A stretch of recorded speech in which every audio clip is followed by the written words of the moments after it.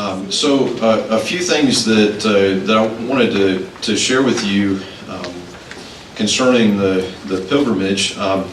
One is that it really is a pilgrimage. If you've been been on one of these with us before, or talked to somebody that has, you know that we have a stinking lot of fun. I mean, it is just a blast, and it's fun to be together and to get to know each other and to share these experiences together. We will eat really good food and go to really cool places, and all of that is just great. But also, this is first and foremost a spiritual pilgrimage. It always reminds me of this passage. It's a psalm. There's one line in the psalm that I think is so significant. It's chapter 84, Psalm 84, verse 5. What a joy for those whose strength comes from the Lord, who have set their minds on a pilgrimage to Jerusalem. And there's this kind of mindset of being on pilgrimage, that you're willing to traverse a great distance, and it is a great distance to be where God has done these amazing things, and to go and meet with God in a very special way. I remember when I was serving in Orlando, and my buddy Corky was appointed to Georgiana Church on Merritt Island. At the time, just a tiny little historic sanctuary, and about 60 people or so.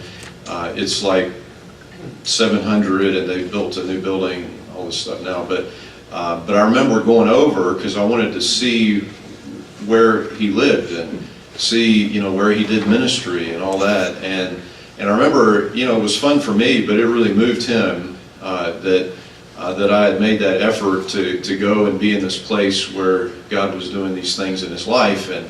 And I always kind of think about that this is in a real way, in a significant way. It's drawing near to God. The scripture says that if we draw near to God, that he draws near to us. And I really have experienced that. Been to the Holy Land twice now, and we took the Journeys of Paul just this past year, and that just certainly is true. There's an experience of God that's very, very special when you're in these places, and really to be intentional about that. Part of what we'll do is we'll have some meetings to prepare, and those who can't make it over, we'll at least audio record those if we don't video those, but have some time to prepare to kind of dig into some of the places that we're going to be in the biblical significance. But then when we get there and we go to the different places, we'll share in the scriptures related to that place, and we'll have welcome, come on in, and we'll have devotional times together at those places. We'll have worship times. One of the most special worship times that we'll have will be actually on the Sea of Galilee, and that's just it's just an amazing thing. And so there'll be scripture reading and devotions and so on. The thing about this is when you're in the places and you're seeking God and you're worshiping, God does something, I think, to open our minds and to make the Bible come alive in a way that really it hadn't been for me before. It's not that the scriptures were not significant in the living Word of God and God spoke through them, but there's just something different. Even now, when I'm reading the scriptures and a place comes to mind, and the remembrance of actually being there, the thought of being in the vicinity of where Jesus fell down in prayer before God, his Father, and prayed, "Not my will, but thine be done." I mean, it just opens up the scriptures in a really significant way. So, excited for that as well. we'll kind of come back to testimonies toward the end for folks who were able to go before. Maybe they'd be willing to share a word with us. But I do want to just kind of cover some detailed sort of things about the trip. These little brochures, these are hot off the press. And in fact, EO didn't even have time to ship them to us. We had to print them off ourselves, and I was very proud of myself. I just made color copies. I've literally never done that before. Thank you.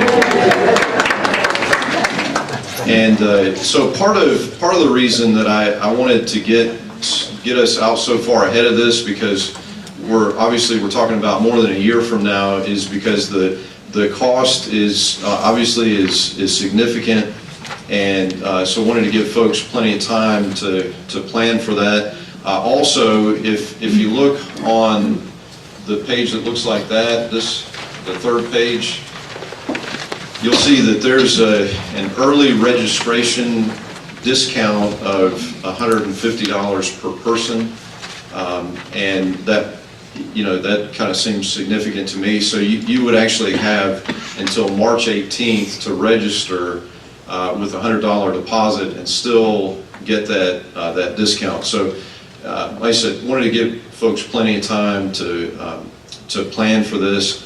So the price, the $35.96, is it's including a cash discount. So if you pay by check or by debit card, it would be this much. They add a fee if you use a credit card, but it would be this minus the $150, and so obviously that helps out with that portion of it. And then the extension is $11.98 person. So let me just kind of walk through. If you turn back now to the second page. Just kind of wanted to highlight a few places. So on February the 20th, and by the way, you might be interested to know, we will fly, essentially we'll fly overnight, and when we get there, typically it's 4 or 5 in the afternoon, and you may have slept to some degree on the plane. But the nice thing is that you're really ready to go to bed, so we eat and go right to bed, and then you're kind of reset for the next morning.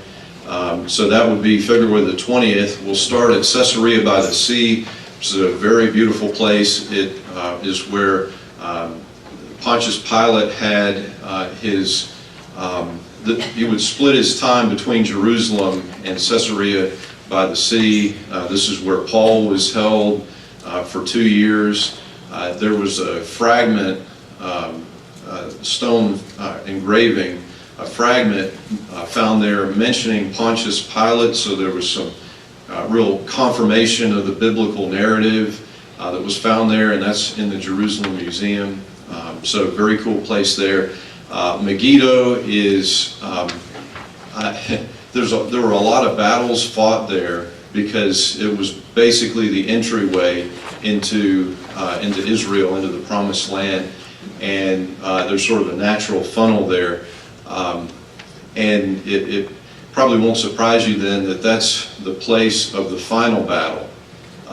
If you read in the scriptures, Armageddon, that word is Har Megiddo, or basically the plain, the valley of Megiddo, and that's where that is. We'll actually go to, it's called Tel Megiddo, or the hill, and it's an elevated place that has several layers of civilization built on it, but it looks down in the valley, and you can see Mount Carmel across, and you can see Nazareth across the valley. So that's a very cool thing. We'll go into Nazareth, and we'll visit if you remember, this is the place where Mary and Joseph, it was like their hometown, and so this is where the Annunciation happens. Joseph's home has a church built over it as well, so we'll go to the town where Jesus grew up, and very interesting stuff there. On the 21st, you'll see the Valley of the Doves. this is one of my favorite places because it's a mountain pass. It's a walking trail through this mountain pass, and it has nothing built on it. It's like it has always been. And this is the trail that would lead from Nazareth, where the scriptures mention Jesus leaving Nazareth and going to Galilee. This is the path that he would have walked to come to Galilee. And it is, I'm just going to, the only way I can describe it is an amazing thing to know that you are literally walking on the trail that Jesus walked on. And, I second that. yeah, Dad didn't want to leave. He got in trouble. And then Capernaum also, I think, is just of amazing significance there. This is where Peter's family home was, and it became like the base camp, if you will, for Jesus' ministry in Galilee. This is where the paralytic was lowered through the roof of Peter's home. And so there's a church built over the ruins of Peter's home, and it has a glass floor, so you're getting the paralytic's view of Peter's home that he would have had as he's lowered into the presence of Jesus. And so that's a very cool thing as well. The Mount of Beatitudes is absolutely beautiful. The nuns will shush you, just so you know, just fair warning, you got to be quiet. They take that very seriously. And but it is absolutely beautiful. And when we'll be there in the spring, the grass is green and the flowers are in bloom, and you can look down this hill where Jesus would align the people up across the hill so that he could speak and his voice would carry and reflect against that hill, and they could hear him that way. And so very cool. Caesarea Philippi on the 22nd, that's where Jesus, there's actually a temple there that represents a number of Greek gods and so forth, as well as just a lot of mess there. And it was there that Jesus asked the disciples, "Who do you say that I am?" Right? You see all these Roman gods, you see all this stuff. Okay, yeah, but who do you say that I am? And Peter is given the insight by the Holy Spirit to declare him the Messiah. Right? And then we'll also be going to the Jordan River. It is such a blast to remember your baptism. I will, if you would like, I will dunk you in the Jordan River, and I'll bring you back up too. But and it's a little chilly this time of year, but those who did it will tell you that it's worth it. It is quite a thrill. So that'll be very cool. On the 23rd, we're going to go to a town, and this, folks who went last time, this is a new place for us, Bet Shean, which is one of the Decapolis cities that's mentioned in the scriptures, the 10 Roman cities. Also, it has Old Testament significance that you'll see there, but it is a really impressive, just from an archaeological standpoint, an impressive archaeological site for a Roman city, and so that'll be quite fun. We'll be going by Qumran, where the Dead Sea Scrolls were discovered, and those are very important in terms of how would you say it? The validation, the verification of the consistency of Scripture. That what we have as the Bible it has been confirmed in so many different ways as being correct and faithful to the witness as it was written and then as it's passed down. So that'll be a lot of fun. We'll get to go to the Dead Sea.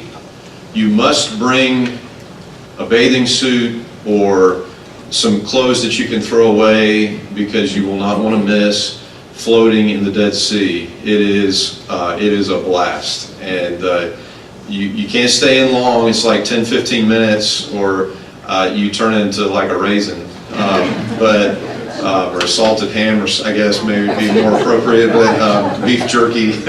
So, but it is a blast, and you can we will laugh at you, but only in good fun. You can just plaster yourself with this Dead Sea mud, because it's really expensive to buy and you want to take advantage of it while you're there. Rex, it'll make your skin just amazing. You'll love it. So then 24th, and I'm just kind of highlighting a few things here. En Gedi is where David hid out from Saul, and this is where Saul went to have a potty break, and David cut off a piece of his robe rather than killing him, showing his integrity and his faithfulness to God.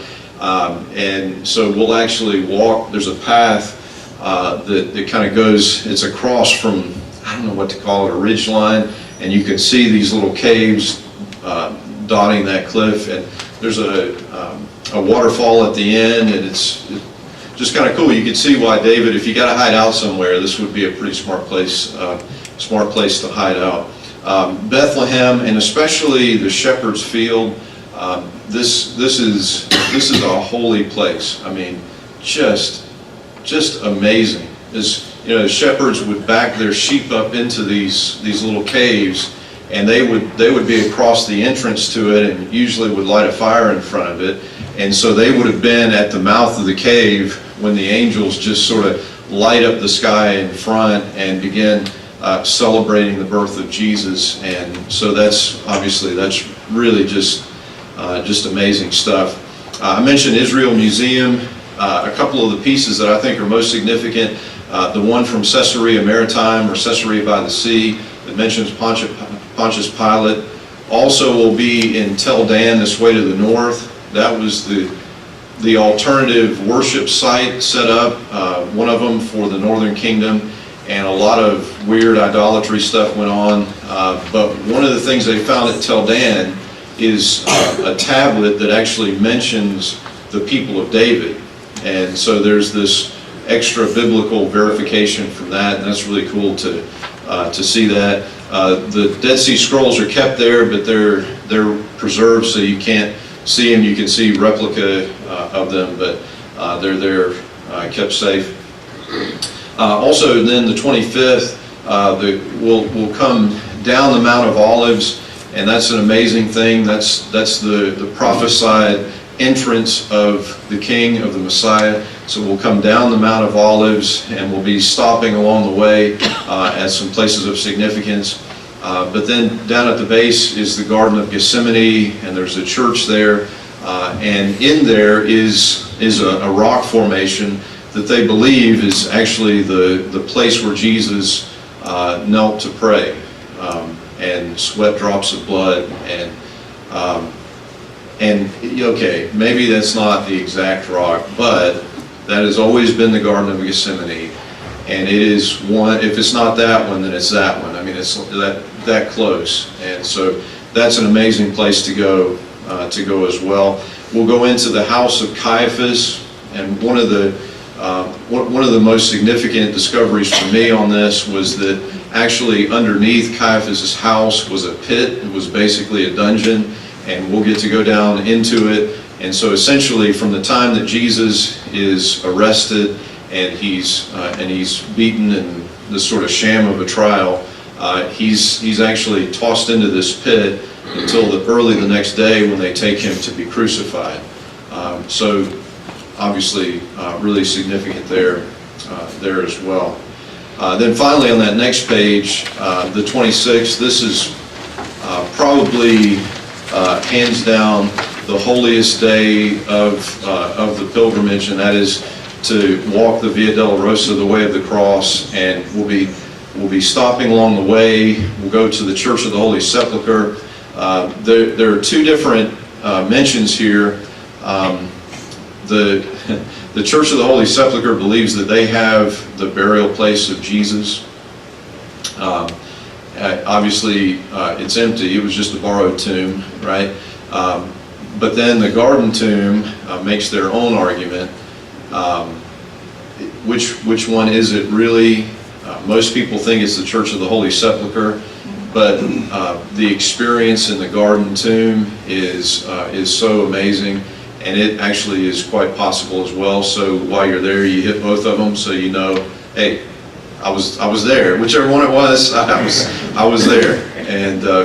And then those who are going to be continuing on with the extension I'm really excited about, we'll be crossing over into Jordan, and real highlight of that is Mount Nebo, where Moses looked down over the promised land, and then it's not really of biblical significance, but we're going to go to Petra as well, which was featured in Indiana Jones and The Last Crusade.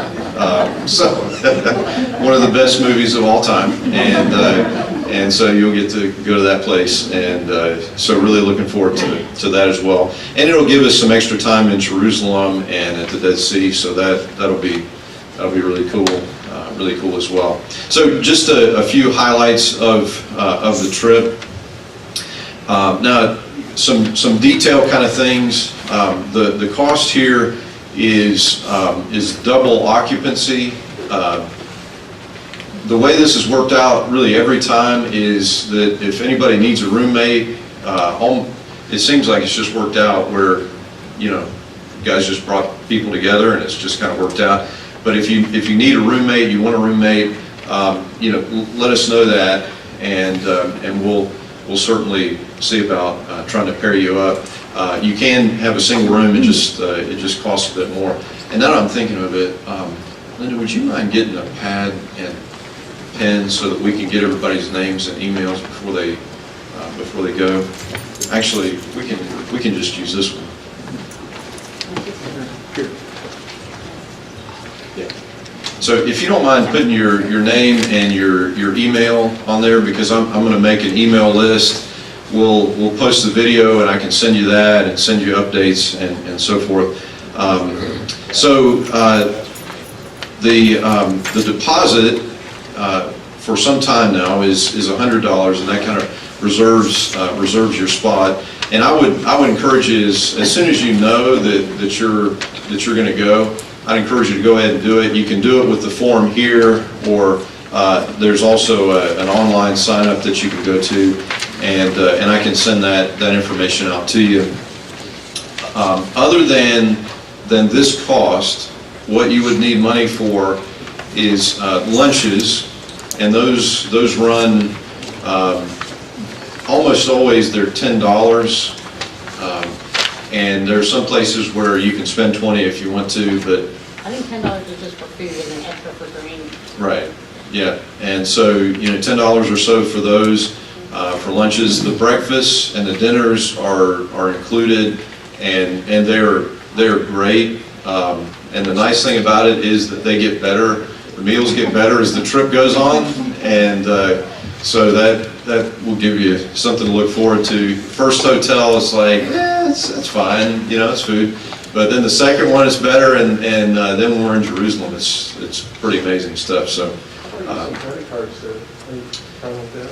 no, credit cards are fine, and actually we found we changed some money, got some shekels, but we actually found that almost every place does dollars. It's good to have a few shekels for the restrooms, and I mentioned about that. There are restrooms associated with the churches, lots of the places that we'll go, and it's just kind of a love gift. But a shekel or so at those would be good. So you want some money for that. Then, of course, souvenirs if you want those. And then the only other thing would be the love offering for the guide and the driver. And we recommend for the driver $25 a person for the week, or 10 days. And so $25 for the driver and $50 a person for the tour guide. And that seems to work out pretty well. For the extension, I would say probably 10 and 20 for the bus driver and the guide. And really that's kind of it for money. It's the nice thing about this is almost all of it's included. Now, if you would like to upgrade your plane tickets, let me just say a quick word about that. The way this works is they essentially buy tickets wholesale, and that's part of why they can kind of do the group thing and keep it fairly reasonable. they will give us tickets. They will assign us tickets. Sometimes, usually they keep couples and families together, but on rare occasions, there are some times when, you know, they're just plugging in these seats because they're sort of wholesale seats. They're plugging them in, and you know, and you get separated from your spouse, and you know, maybe you want a little time to yourself. Maybe, but if you want to like fly business class and that sort of thing, the way they're doing it now, I would recommend just doing your own plane ticket. I wouldn't even use EO for air, because what they're doing is you tell them that you want to, whatever it is, you want business class, and then they're going to shop it for you, and they're just going to buy it, and you will likely be on a different flight from the rest of us anyway. And so I would say just go ahead and do it on your own. The ground cost is right at $2,000, and so you'll see with the discount, you know, you're looking at like $1,450 for the plane ticket that you know they're covering. The only thing is, if you do your own, then if it doesn't line up really closely with the rest of the group, you'll have to take care of getting yourself to the first hotel. And then if your flight out is at a different time, you'll have to take care of getting yourself to the airport. And what we have done is when we've gotten assigned the tickets, we've tried to go on and do like the exit row or the bulkhead. Is that what you call it, bulkhead? Yeah. You know, try to upgrade a little bit, and sometimes that's worked, and sometimes it hasn't. So is that all? Which airline is it? We've asked for, because the first time we went on Iberia, which is a real thing, and it's quite exciting to fly across the ocean on Iberia. But anyway, since that time, we've requested a U.S. carrier. It's likely that it would be United. That probably will be. But it may be, and we said too, because we've had some good experiences on Air Canada and Virgin Atlantic. We said, you know, if they have some set up, they would be fine too. But we don't want to fly El Al either, and it's nothing against the Jewish people, but there's a lot of Orthodox Jews, and they are very often in the aisles in prayer, and you know, I'm really for prayer, but I'm also for being able to get to the bathroom too, and so. Anyway, it's just, yeah, that's right. Yeah, so hopefully United or it probably will be. The gratuities that you mentioned, can those be in dollars? They can. It can be either. Yeah, especially here, because they can spend dollars so easily. I've got a question. Do they have all kinds of ATMs or cash machines where you can get dollars if you need to?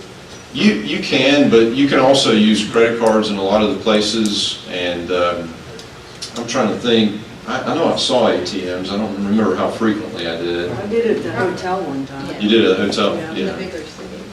Yeah, I would recommend taking, you know, $400 or $500 in cash, and obviously if you don't use it, you can bring it back, but just so you have it.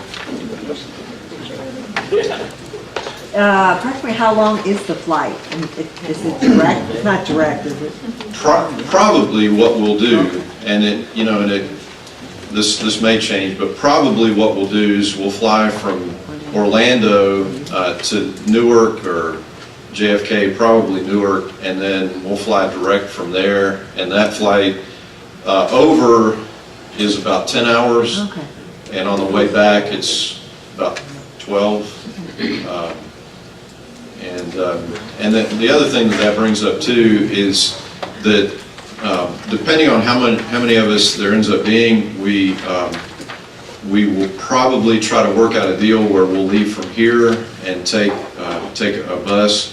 When we went to Israel, we did a charter bus because there were so many of us, and we just divided the cost between all of us.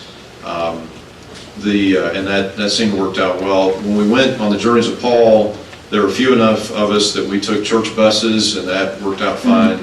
So we'll just try to see, but it does help to, be able to go all together and show up at the airport and all that.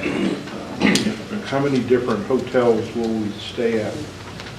There'll be one the night that we land, and we will remember very little about it, other than there was a bed and we were really grateful.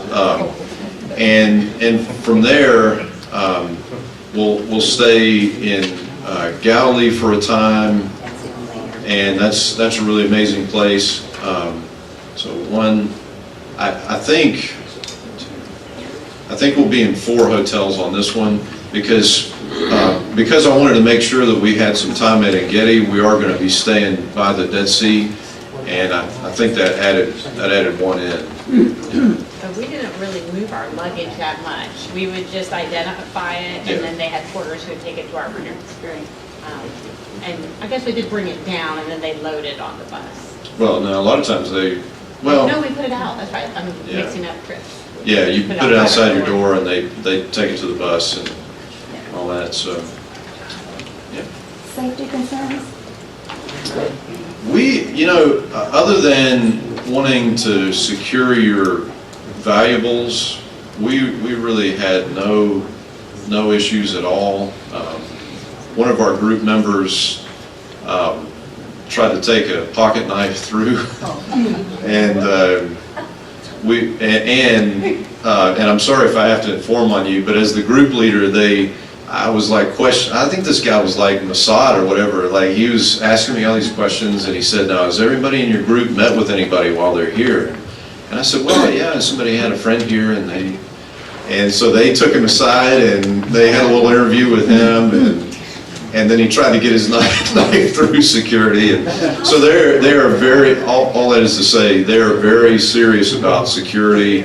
I mean, they're like world leading in security, and we didn't feel unsafe at all. I felt like I needed to hold on to my wallet when we were walking through the old city, just because there's a lot of activity, but no, it really felt very safe the whole time. Yeah, and one thing that EO did, and correct me if I get it wrong, Will, is we would spend some money in Israeli stores and restaurants and some money in Palestinian stores and restaurants. So they were spreading it out too, and I think that kind of made people happier, and they were happy to take care of their tourists. And a lot of times there'd be, like, the bus driver would be Arab and the tour guide Israeli, because they're trying to make everybody happy, and the truth is that the folks really want us there. I mean, it is a huge industry in Israel. So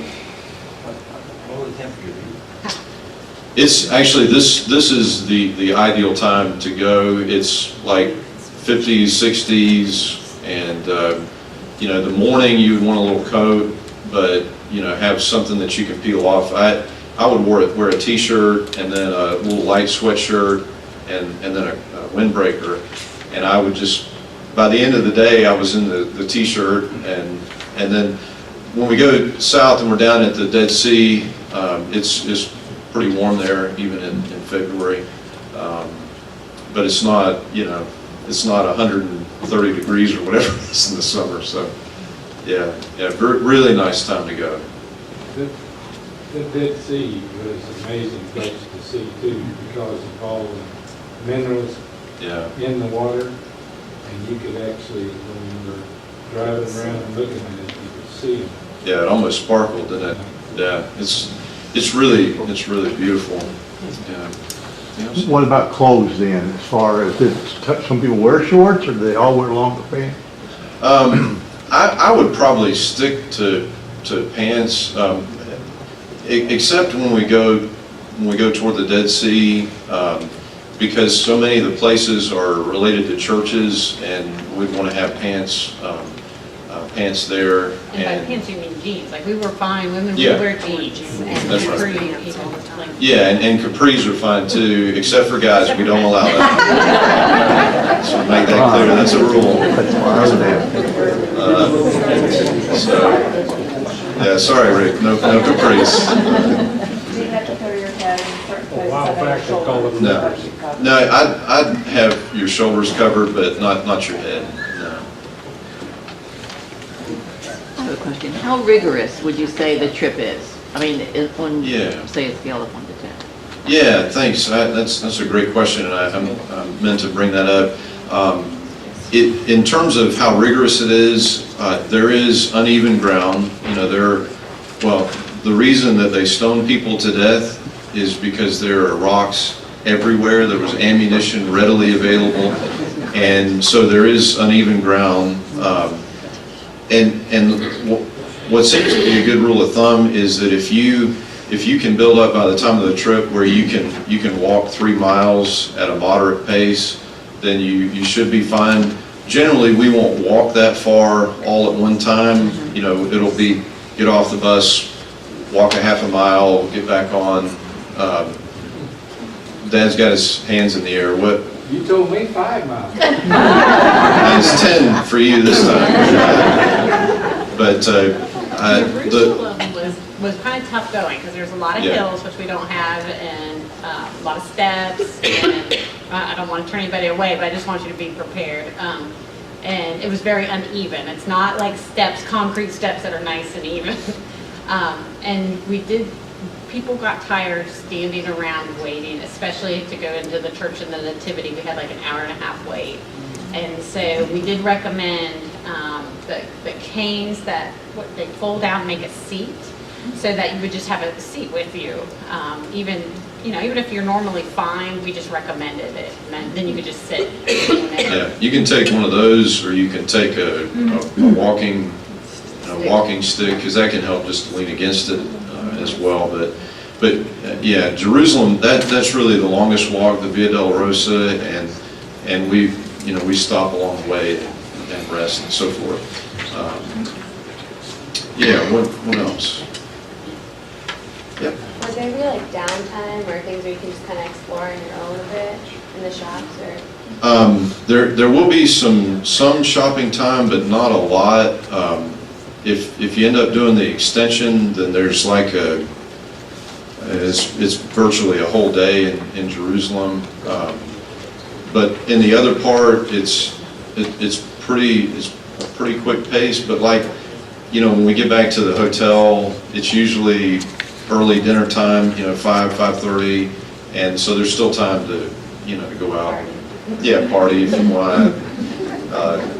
It's a very, it's really a neat place. And so, yeah, anything else?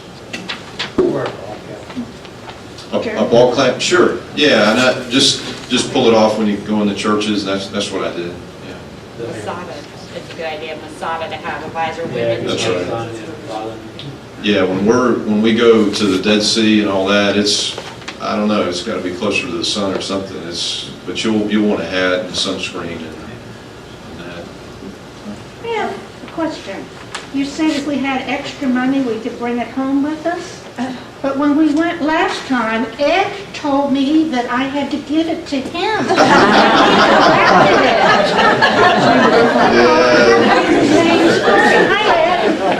I've talked to him about that.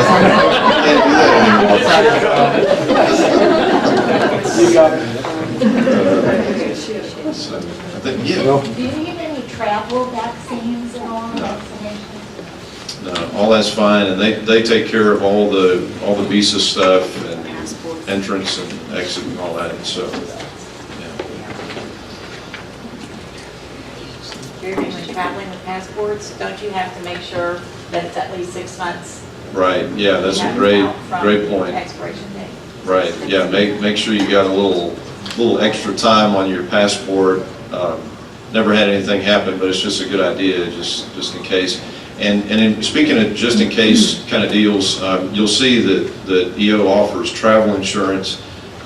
It is very expensive, and I don't recommend it or not recommend it. It's just, if you think that there's a fair or greater chance that you may not be able to go, it's a lot of money to put down and not get any of it back.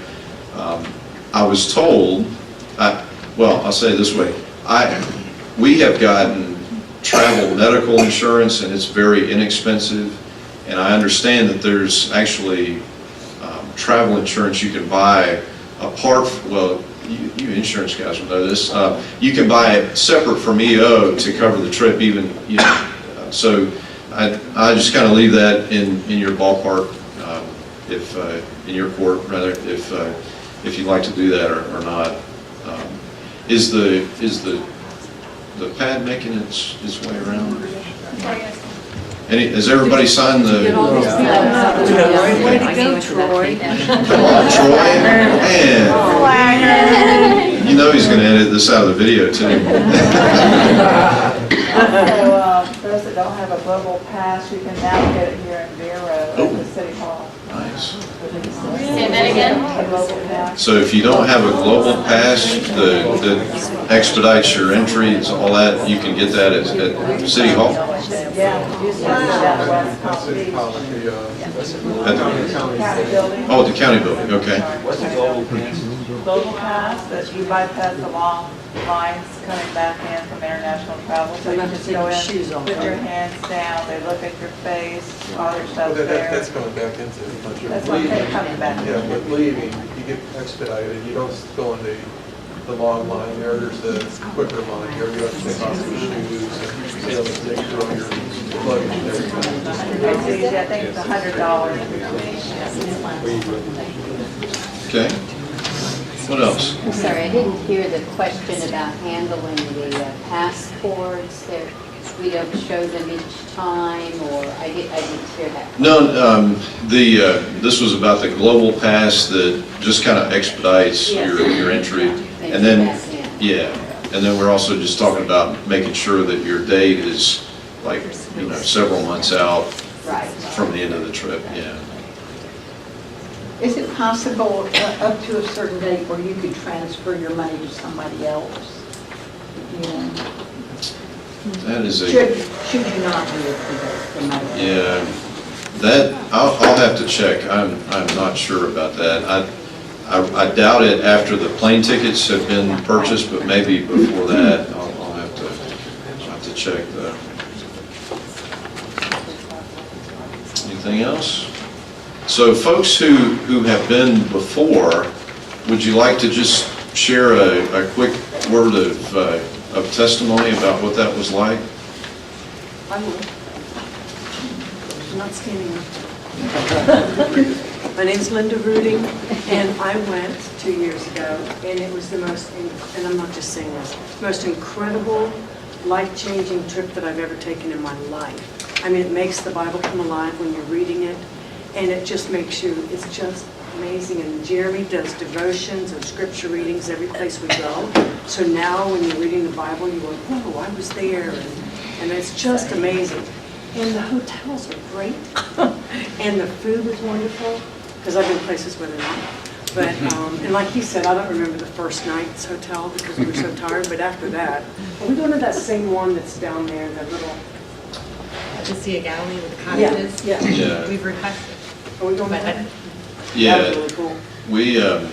we request this hotel. It's called the Magon Village, and it's these little bungalows that are on the shoreline of the Sea of Galilee, and it's really lovely. And they're going to try to get us in there. But part of this that is going to be really fun is actually my buddy Corky. His church is going.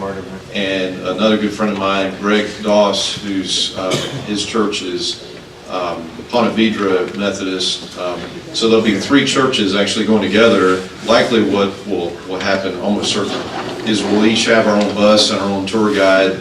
But then we'll be able to kind of mix with the other groups, and we'll have times when we come together for large worship services. It'll be special to kind of share that together with them. Yeah. Do you suggest taking your Bible with you? Definitely your Bible, and if you, that's right, yeah, a journal, and you may want to get you could carry something like this, but I've got one that's about half this size that I'll take, yeah, and then a little journal too, yeah. Will you be allowed to take pictures? Definitely, And yeah. the museums and everything? Yeah, there's some places in the museum, but help me out, I don't remember any church that said you couldn't in Israel. Yeah, because we've got some really neat pictures at the Church of the Nativity. Sorry? Sometimes in the museums, they didn't want pictures because of the That's right. flash has a tendency to damage the Right. artifacts. Yeah, but I don't remember anywhere else that there was any restriction like that. Yeah. I saw another hand back. You need adapters for the electricity? Yes, there's the easiest way is Amazon, and just search for an adapter for Israel. I forget what type, I can send it out, but it's type C or E, or it's got prongy looking guys, and it's very technical, and you only need a converter if you want to plug in like a hair dryer or something like that, and the hotels have those. An adapter is just fine for like cell phones, the chargers, they can handle different voltage. Yeah. Is there some? Did everyone sign it? No. Yeah, coming this way. What else? Let me see if I've missed anything. Any other folks who went before that wanted to share? You want me to start? Dad, would you like to say something? I'd just like to say it was the most wonderful trip I've ever done, and I will cherish it the rest of my life. You don't get any closer. I know you can get close to God anytime. This was special.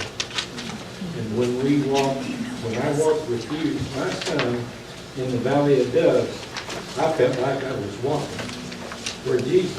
Yeah, very cool. And security over there, don't worry about it. Most people do. I spent a year in Vietnam, and I can tell you, security what was there wasn't any good. It's going to put that on the brochure. Better security than Vietnam. It's going to trademark that one. No, and that's really true. They're very watchful, and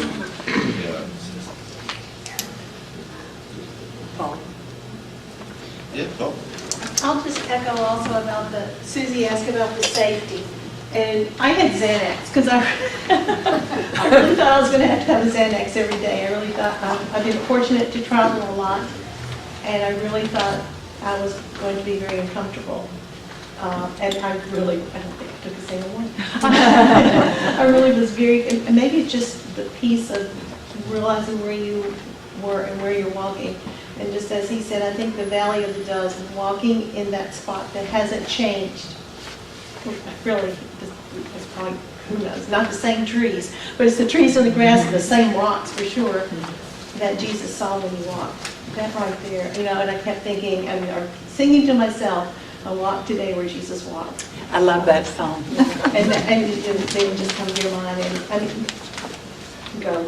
I was in such awe that I know I missed half of it, and I would like to go back and then add extra to it. Yeah. I got one other thing to say. The count-off system that we had there was amazing too. That way we kept everybody together. Oh, yeah. Yeah, we won't leave anybody behind. So, we count off whenever we move. Well, not whenever whenever we go to a different location, just to make sure we brought everybody, and when we get on the bus and all that. And so we'll definitely not leave you behind. We tried to leave Jeremy behind, but we didn't. Man, I was right there. Well, and I'd like to add, if I may, we're excited about going and seeing these places, but it's so much more than that. It strengthens your relationship with God and with the people you're traveling with. We took our daughters last time, and at least one, hopefully both can come this time. And, you know, I looked around one point, one daughter was off with one group of people, another daughter was off with another group of people. I was with somebody else, and Jeremy was at the front getting ready to lead. And it just becomes a new family. And now they have inside jokes with these other adults, you know, in our church. And like the people who travel with us with Journeys of Paul are going to come now to this one. It's just, it's incredible the relationships you build. So that's another aspect you don't think about, but it, you know, it happens. I'd like to say one more. Can you do something with it? All right, one more thing. I just Now, wait a like minute, to I want to thank, say something first. It's getting tense in here, everybody. Go ahead. All you ladies that worry about there might be a bathroom, we tried every one out in Israel. Where there was a bathroom, I gotta go. Never So have there to was a worry about line going. every time, so you don't have to worry about bathrooms. There's plenty of them. I'd just like to make this simple and fast. Thank you, Vero Beach United Methodist Church, for letting us go along in this trip. Yeah. Well, glad to have you. Anything else? I just wanted to say that as a person that went with the church last time, I don't think you get the full effect of it until you come back. But it's with you, and it makes a difference in your Bible reading. It just makes a complete difference in your life. We spent a lot of time around the Sea of Galilee, and although I was tempted to try Peter's little dance on the water there, you had to remember that Jesus was there physically. Jesus is always with me, but he was there physically with Peter, and so I wasn't sure whether he was going to grab me out of the water. That would have been us.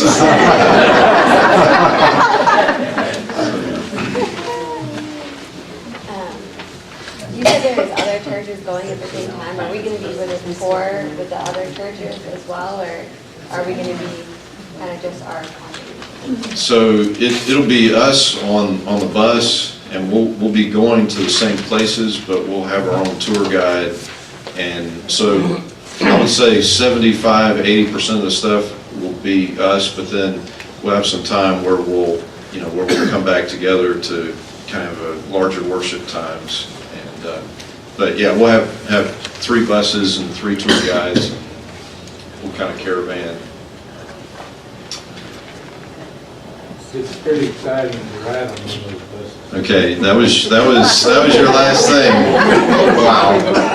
Do you have a maximum number of people you can take? Yes and no. I mean, the last time we had 58 of us, and we literally filled every seat in a bus. So you could say 58, but I mean, in reality, you could get another bus, but so sort of yes and no. I mean, I don't know that we would get to that many again, but it sure was. It was fun, and it made counting in the bus easy because we just made sure that every seat had a person in it, and you tried to make sure it was like the right people, but.